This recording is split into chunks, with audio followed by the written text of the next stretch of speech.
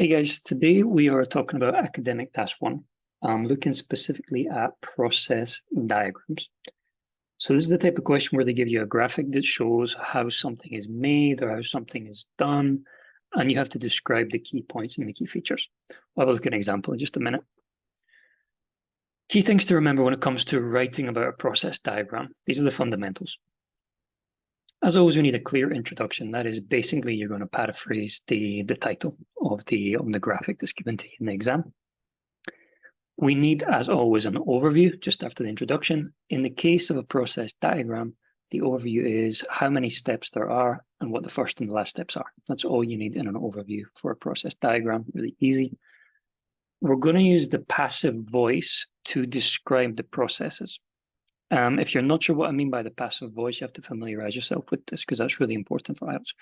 Whether you're doing general or academic writing, doesn't matter. You need to know the passive. We're going to be writing in the present tense because we're talking about something that is generally true. And we need a variety of different ways to say next, basically, because we're putting these things in a list in order.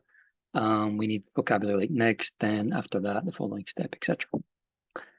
All right, so let's have a look at an example of a process diagram and we'll work through the different stages together. You're going to see it's not difficult. All right, so here's our example. The diagram illustrates the process that is used to manufacture bricks for the building industry. Summarize the information by selecting and reporting the main features and make comparisons where relevant. You'll always get this instruction in academic task 1. Summarize the information by selecting and reporting the main features and make comparisons where relevant. So let's put this together. This is obviously just having a quick look here at the key points. Okay, starts with a digger, metal grid, wire cutter, drying, cooking, distribution. All right.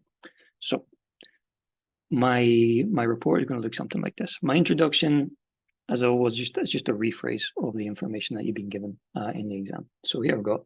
The diagram illustrates the building brick production process. Nice and brief introduction. Then my overview, which as I mentioned before, is going to talk about how many steps are involved in the process. Here we've got 1, 2, 3, 4, 5, 6, 7. And it begins with a digger and ends with delivery. So there are 7 steps in the process, beginning with the extraction of clay and ending with the packaging and delivery of finished bricks. And then I'm going to get into my main paragraphs. And I'm going to divide this into 2. I'm going to talk about, first of all, the kind of creation of the bricks, and then I'm going to talk about the sort of heating and cooking of the bricks and the distribution. So 2 different paragraphs I'm going to use. So first main paragraph.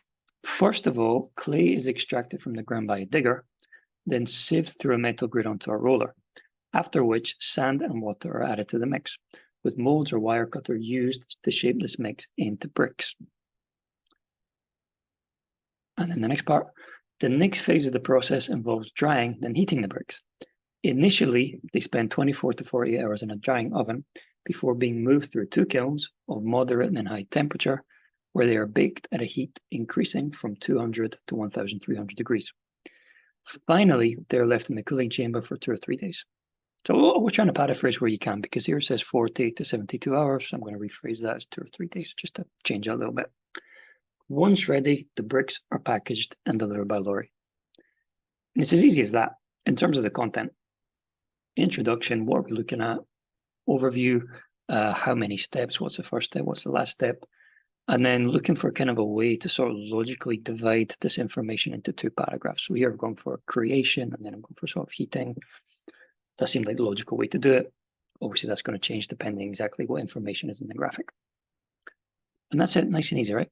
Remember, if you need personal help with your IELTS speaking or writing preparation, or you need some evaluation, you can send me an email or you can leave a comment below and I'll get back to you. I'll see you guys in the next video. Take care.